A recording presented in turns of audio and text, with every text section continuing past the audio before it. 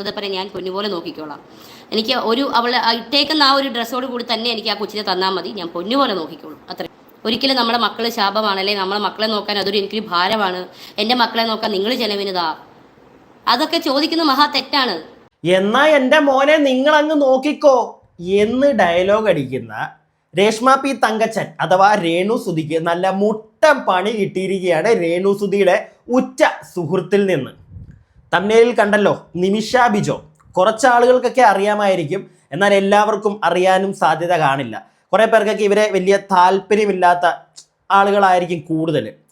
എന്താണെങ്കിലും ഈ ഒരു സ്ത്രീ കുറച്ചു മുമ്പ്, ഞാൻ സാധാരണ ഈ ലൈവ് കാണുന്ന പരിപാടി ഇല്ലാത്ത ഒരാളാണ്, പക്ഷേ കുറച്ചു മുമ്പ് എന്തോ ചുമ്മാ ഇങ്ങനെ യൂട്യൂബിൽ സ്ക്രോൾ ചെയ്തുകൊണ്ടിരിക്കുന്നതിൻ്റെ ഇടയ്ക്ക് ഇവരുടെ ലൈവ് വന്നു ചാടി.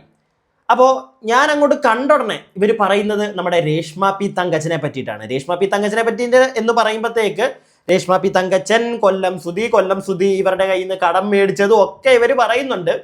അതുകൂടാതെ രേഷ്മ പി തങ്കച്ചൻ്റെ പൊന്നോമന പുത്രനെ ഞാൻ നോക്കിക്കോളാം എന്ന് നിമിഷ ബിജോ പറയുന്നത് എൻ്റെ ശ്രദ്ധയിൽപ്പെട്ടു. അത് പറയാനായിട്ട് വേറെയും കുറേ കാരണങ്ങളുണ്ട്. പിന്നെ ഇവർ പറയുന്ന കാര്യങ്ങളിൽ നിന്ന് തന്നെ നമുക്ക് അങ്ങോട്ട് തുടങ്ങാം. ഞാൻ കൂടുതലായിട്ട് എൻ്റെ കയ്യിൽ നിന്നിട്ട് അങ്ങ് സംസാരിക്കുന്നില്ല. പക്ഷേ ഇവർ പറയുന്ന കാര്യങ്ങൾ കേൾക്കുന്നതിന് മുന്നേ എനിക്ക് നിങ്ങളോടൊരു കാര്യം പറയാനുണ്ട്. എൻ്റെ ചാനൽ ആദ്യമായിട്ട് കാണുന്ന ആരെങ്കിലും ഒക്കെ ഉണ്ടെങ്കിൽ ചാനൽ ഒന്ന് സബ്സ്ക്രൈബ് ചെയ്യുക, കൂടാതെ ഒരു ലൈക്കൊക്കെ തരിക. പിന്നെ താഴെ ഹൈപ്പ് വീഡിയോ എന്ന് പറയുന്ന ഒരു സാധനം കൂടെ ഇപ്പം നിങ്ങൾക്ക് കാണാൻ പറ്റുമായിരിക്കും, അതിലും ഒന്ന് ക്ലിക്ക് ചെയ്യുക. ഇനി നിമിഷ ബിജോ പറയുന്ന കാര്യങ്ങൾ നമുക്ക് കേൾക്കാം. കടമൊക്കെ മേടിച്ചിട്ടുണ്ട് ഇവരുടെ നിന്നൊക്കെ ഈ കൊല്ലം സുധി. പുള്ളി എനിക്ക് തോന്നുന്നു മരിക്കുന്നതിന് മുന്നേ എല്ലാവരുടെ അടുത്തു നിന്നും, ഈ അടുത്ത് നമ്മൾ വേറെ കുറേ ആൾക്കാർ പറഞ്ഞ് കേൾക്കുന്നുണ്ടായിരുന്നു, മറ്റേ താജു ഒക്കെ, അവരുടെ നിന്നൊക്കെ കടം മേടിച്ചിട്ടുണ്ട്. ഈ നിമിഷ ബിജോയുടെ നിന്നും കടം മേടിച്ചിട്ടുണ്ട്. എല്ലാത്തിനും കടം മേടിക്കുകയായിരുന്നു ഈ പുള്ളി. എന്നാൽ ഈ കോമഡി മറ്റേ സ്റ്റാർ പോലുള്ള പരിപാടികളിലൊക്കെ, അല്ലെങ്കിൽ സ്റ്റാർ മാജിക് പോലുള്ള പരിപാടികളിലൊക്കെ പൊക്കോണ്ടിരുന്ന ഒരു വ്യക്തിയാണ്. പക്ഷേ ഇദ്ദേഹത്തിൻ്റെ പൈസയൊക്കെ എവിടെയാണ് പൊക്കോണ്ടിരുന്നത്? കാരണം എല്ലാവരുടെയും നിന്നും കടം മേടിക്കുക ഇയാൾ, എല്ലാവരുടെയും കടം മേടിക്കുകയായിരുന്നു മരിക്കുന്നതിന് മുമ്പ്. എന്തോ എനിക്കൊന്നും മനസ്സിലാവുന്നില്ല. എന്തായാലും നിമിഷ ബിജോയ്ക്ക് പറയാനുള്ള കാര്യങ്ങൾ നമുക്ക് കേൾക്കാം. ഉറ്റ സുഹൃത്തിനെ പറ്റിയിട്ടാണ് പറയുന്നത്. പലയിടത്തും കൊട്ടി വിടുന്നുണ്ട് രേണുസുധിയെ കൂട്ടുകാരിയായിട്ടുള്ള നിമിഷ ബിജോ. തുടക്കത്തിൽ തന്നെ ഞാനതൊക്കെ പറഞ്ഞേക്കാം. ഇനി നമുക്ക് കേൾക്കാം.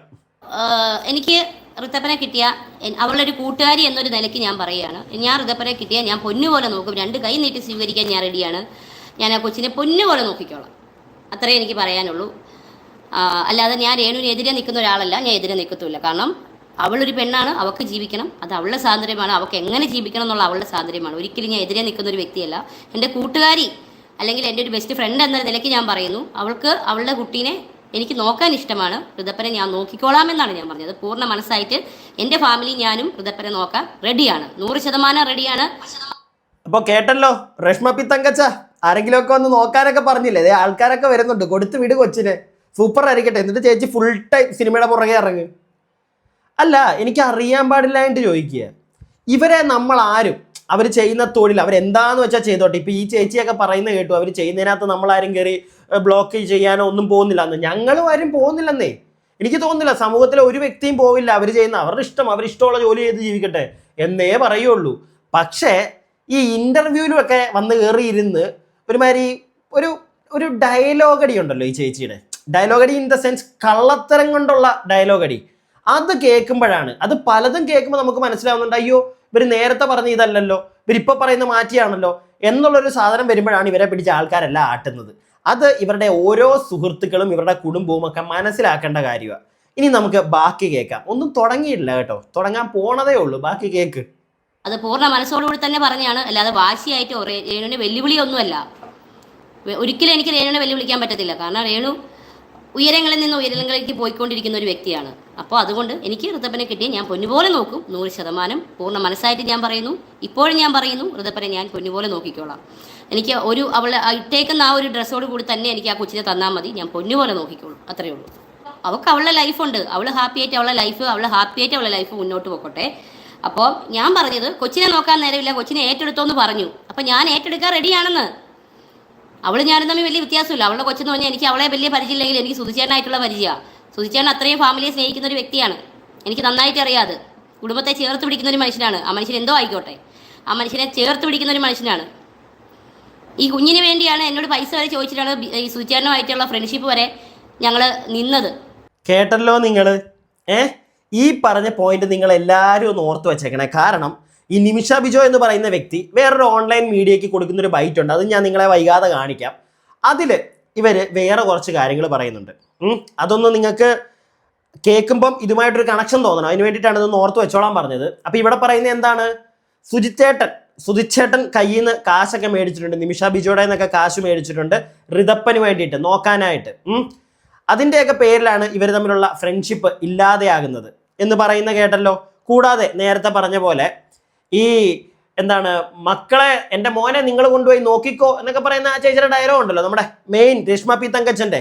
അപ്പം അതിനോടൊന്നും ഇവരും യോജിക്കുന്നില്ല കേട്ടോ. കുറച്ചങ്ങോട്ട് കഴിയുമ്പം കൂട്ടുകാരി അതൊക്കെ അങ്ങോട്ട് മാറ്റി വേറൊരു സാധനം കൊടുക്കുന്നുണ്ട്. അതാ ഞാൻ പറഞ്ഞ മറ്റേ കൊട്ടാതെ കൊട്ട് കൊടുത്ത് വിടുന്നുണ്ട്. അപ്പം എന്താണെങ്കിലും ഇവർക്കാണെങ്കിൽ പോലും ഒരാൾക്ക് ഇതിനകത്തൊന്ന് മനസ്സിലാക്കേണ്ട കാര്യം അതാണ്, ഇവരുടെ സുഹൃത്തുക്കളാണെങ്കിൽ പോലും ഇവരെ കാണുമ്പോൾ ചിരിച്ച് കാണിക്കുന്നേ ഉള്ളൂ.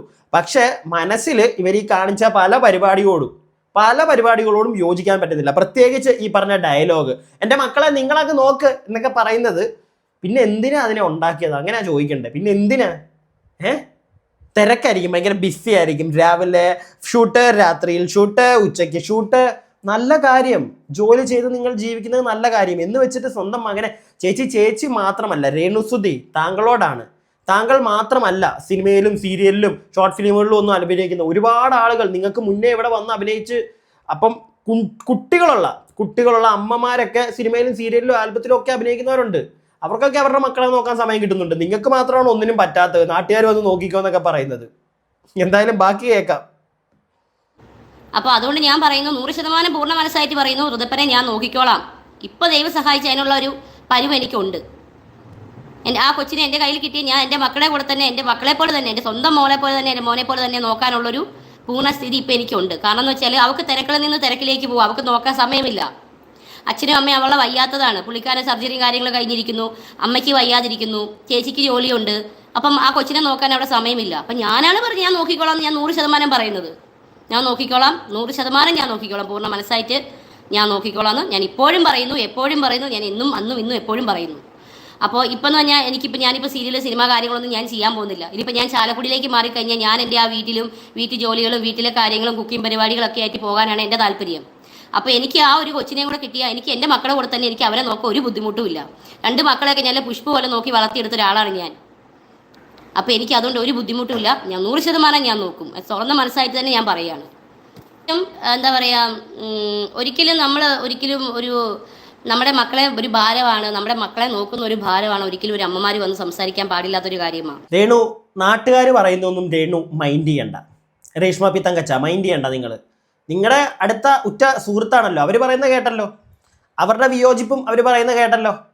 മക്കളെ നോക്കാൻ വയ്യാന്നൊക്കെ വീടുകളിൽ പറയാം, വീടുകളിനുള്ളിൽ നിങ്ങളുടെ വീട്ടിനകത്ത് നിങ്ങൾ എന്താന്ന് വെച്ചാൽ പറ.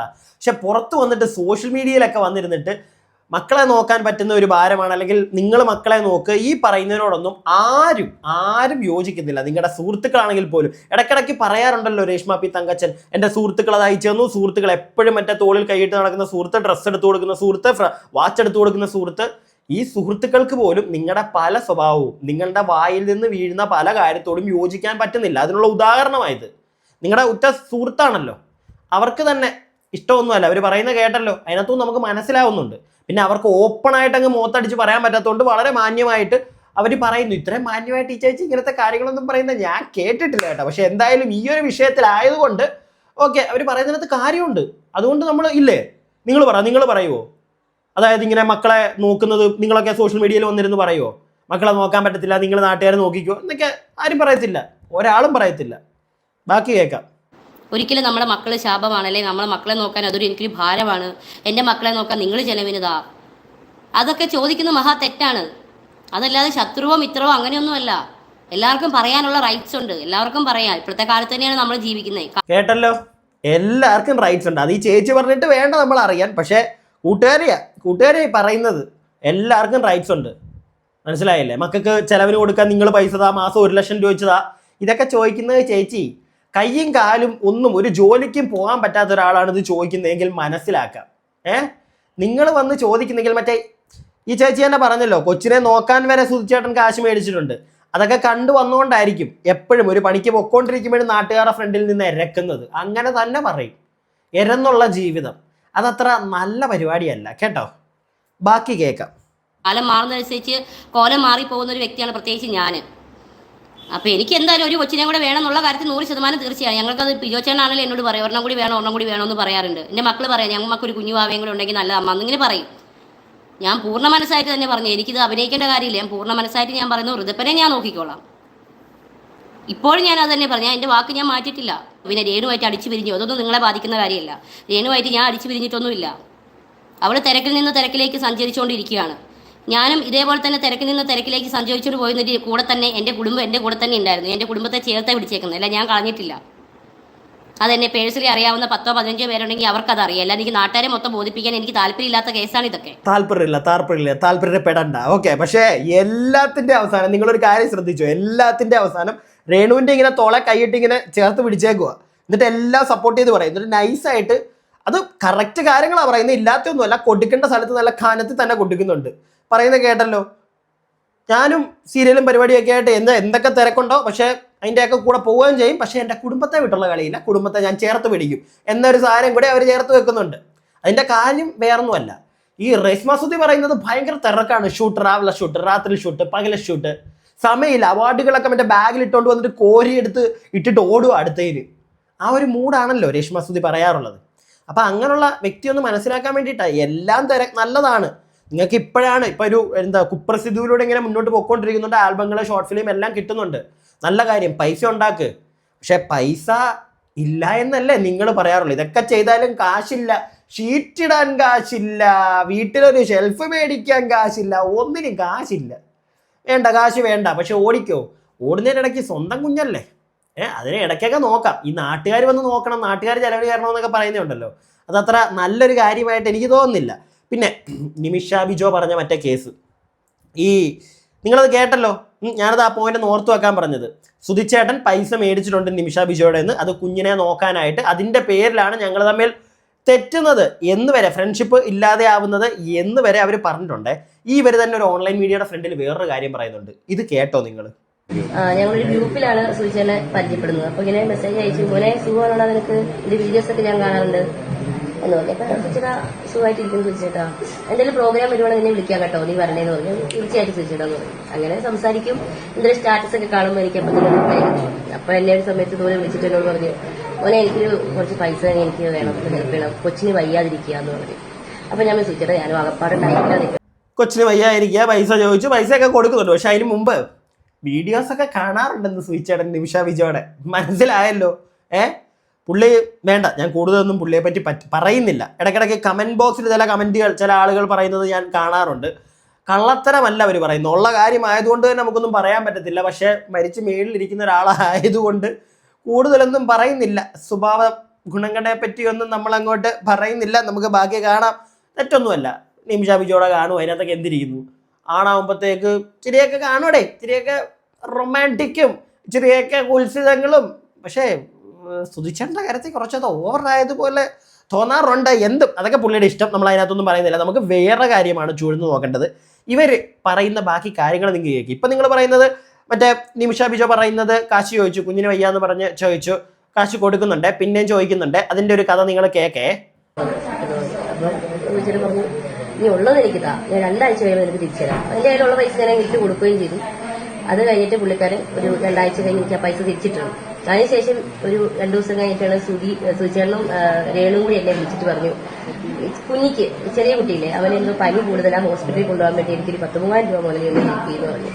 അപ്പം ഞാൻ സുധിച്ചേട്ടാ നോക്കട്ടെ, എനിക്ക് അത്രയും ഉണ്ടാവത്തില്ല, ഒന്ന് ഹെൽപ്പ് ചെയ്യും പോലെ എനിക്ക് അത് തിരിച്ചു തരാമെന്ന് പറഞ്ഞു. അങ്ങനെ നമ്മൾ ആ പൈസ ഇട്ട് കൊടുത്തു. പുള്ളി വിളിച്ച് ഭയങ്കര കരച്ചിലായിരുന്നു, കൊച്ചിന് പനിയാണെന്നൊക്കെ പറഞ്ഞു. അങ്ങനെ പൈസ ഇട്ട് കൊടുത്തു.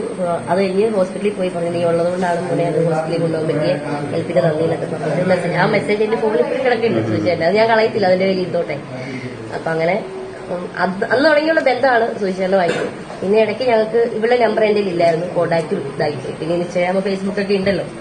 അപ്പൊ അങ്ങനെ ഇൻസ്റ്റയിൽ എനിക്ക് മെസ്സേജ് വിട്ടു, ഇങ്ങോട്ട് നീ എനിക്ക് ചെയ്ത ഹെൽപ്പ് ഞാൻ. അപ്പം കേട്ടല്ലോ നിങ്ങൾ, അന്ന് തുടങ്ങിയ ബന്ധമാണ് എന്നാണ് പറയുന്നത്. കാശ് ചോദിച്ചും കാശ് കൊടുത്തുമുള്ള ഒരു ബന്ധം. പക്ഷെ ആ ബന്ധം തന്നെ ഈ കാശിന്റെ പേരിൽ ഇല്ലാതായി എന്നവരാദ്യമേ പറയുന്നത് കേട്ടല്ലോ, പൈസ ചോദിച്ച്. അപ്പൊ എല്ലാവരും ഒരു കാര്യം മനസ്സിലാക്കുക, കാശ് അത് കുറച്ച് പ്രശ്നമാണ്. ഇപ്പൊ ഇവർ തന്നെ പറയുന്ന കേട്ടല്ലോ, അതിന്റെ പേരിൽ തന്നെ ഇല്ലാതെയായി ഫ്രണ്ട്ഷിപ്പ്. പക്ഷെ ഞാനിവിടെ ചൂണ്ടിക്കാണിക്കാൻ തുടങ്ങുന്നത് അതൊന്നുമല്ല. എടാ ഈ സ്റ്റാർ മാജിക്, ഞാൻ തുടക്കത്തിൽ ചോദിച്ച കണക്ക് സ്റ്റാർ മാജിക്, അത് കൂടാതെ സ്റ്റേജ് ഷോസ്, ഇതിനൊക്കെ പോകുന്ന ഒരു മനുഷ്യൻ അത്യാവശ്യം മകന് വയ്യാതെ വന്നാൽ ആശുപത്രിയിൽ പോകാനുള്ള കാശ് ഇല്ലാത്തൊരവസ്ഥയോ ആ വ്യക്തിക്ക്. ഒരു വീട് പണിയാൻ വേണ്ടിയിട്ട് നിർത്തിയിട്ടുണ്ടെങ്കിൽ അതിൻ്റെ പേരിൽ ഉണ്ട്, പുള്ളി എന്തോ ഒരു സ്ഥലത്തിനോ എന്തിനോ ഒരു വീടിനെങ്ങാണ്ട് കുറേ അഡ്വാൻസ് കൊടുത്തിട്ട് കുറേ കാശ് ആ കൊറോണ ടൈമിൽ അതിൻ്റെ കുറേ കാശൊക്കെ പോയത് പുള്ളി പറഞ്ഞു, അല്ലെങ്കിൽ രേണു പറഞ്ഞു, നമുക്കറിയാം, ഓക്കെ. പക്ഷെ അതല്ലാതെ ഈ സ്ഥിരം ദിനേന്ദ്രിയ കാര്യങ്ങൾക്ക് വേണ്ടിയിട്ട് ഒരു ആശുപത്രി കേസ് വന്നാൽ കുഞ്ഞിനെ ആശുപത്രി കൊണ്ടുപോവുക, ഇതിനൊക്കെ വേണ്ടി കൂട്ടുകാരുടെ നിന്ന് കടം മേടിക്കുന്ന ഒരു അവസ്ഥ എന്ന് പറഞ്ഞു കഴിഞ്ഞാൽ തീരെ ഒന്നുമില്ലാത്തവരുടെ അവസ്ഥയായിരിക്കണം അത്. ഈ പുള്ളിക്ക് അങ്ങനത്തെ ഒരു അവസ്ഥയിലൂടെയാണോ ഇദ്ദേഹം പൊക്കോണ്ടിരുന്നത്? എനിക്കറിയാൻ പാടില്ല. എന്തോ ആ പൈസയൊക്കെ ഇനി എവിടെ പോയി അങ്ങനെയുള്ള കാര്യങ്ങളൊക്കെ ചോദ്യചിഹ്നത്തിൽ നിർത്തണവിടെ. ചിലപ്പം വേണ്ട, ഞാൻ കൂടുതലൊന്നും പറയുന്നില്ല. അപ്പം എന്തായാലും കേട്ടല്ലോ, കൂട്ടുകാരി രേണുവിനെ പറ്റി പറയുന്ന എല്ലാവരും കേട്ടല്ലോ. ആ കൊച്ചിനെ അങ്ങ് കൊടുത്തേക്ക് രേണു സുധി. ഇനിയും വന്നിട്ട് ഇറക്കണ്ട മറ്റേ നാട്ടുകാരുടെ ഫ്രണ്ടിൽ, ഞാൻ വീട്ടിൽ ഇരിക്കാം, കാശ് തായോ ഇറക്കണ്ട. അതേ കൂട്ടുകാരി ചോദിക്കുന്നു, കൊടുത്തോ. കൂട്ടുകാരിയും പറയുന്ന കേട്ടല്ലോ. അതൊക്കെ ഒന്ന് വല്ലപ്പോഴും അതൊക്കെ ഒന്ന് കേട്ടു നോക്ക്, നമ്മളൊന്നും പറയുന്ന കേൾക്കണ്ട. നിങ്ങളുടെ തന്നെ സുഹൃത്തുക്കൾ നിങ്ങളെ പറ്റി ഒന്ന് പറയുന്ന കാര്യങ്ങളൊക്കെ ഒന്ന് കേട്ടാൽ വളരെ ഉപകാരമായിരിക്കും നിങ്ങളുടെ ജീവിതത്തിലേക്ക്. എൻ്റെ അഭിപ്രായമാണ് ഞാൻ ഈ പറഞ്ഞത്. വീഡിയോ കാണുന്ന നിങ്ങളുടെ അഭിപ്രായങ്ങൾ എന്താണെങ്കിലും താഴെ കമൻറ്റ് ബോക്സിൽ പറയണേ, പറയാതെ പോകരുത്. പിന്നെ വീഡിയോ ഇഷ്ടപ്പെട്ടാൽ ലൈക്ക് ചെയ്യുക, സബ്സ്ക്രൈബ് ചെയ്യാതെ കാണുന്ന ആളുകൾ സബ്സ്ക്രൈബ് ചെയ്യുക. അടുത്ത വീഡിയോയ്ക്കായി stay tuned and stay weird.